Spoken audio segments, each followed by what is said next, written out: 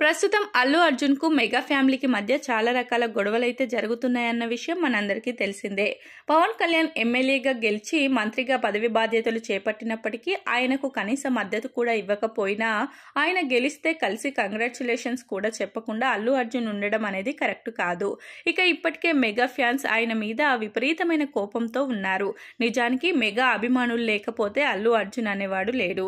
కానీ ఎందుకు ఆయన అలా బిహేవ్ చేస్తున్నాడు అన్న విషయం మాత్రం ఎవరికీ అర్థం కావడం లేదు.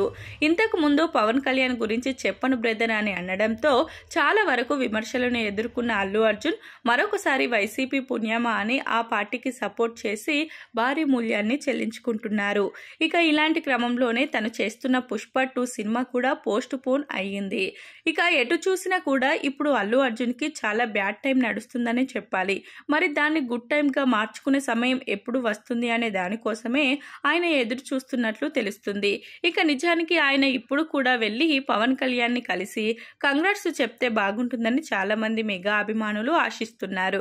ఎందుకంటే తను కూడా మెగా ఫ్యామిలీ నుంచి వచ్చిన హీరోనే కాబట్టి తనని దూరం పెట్టడం మెగా ఫ్యామిలీకి కూడా నచ్చడం లేదు. ఇక ఇలాంటి క్రమంలోనే తను కూడా అందరితో కలిసి ఉంటే ఆయనకి కూడా బాగుండేది కదా అంటూ పలువురు సినీ మేధావులు సైతం వాళ్ళ అభిప్రాయాలను అయితే వ్యక్తం చేస్తున్నారు.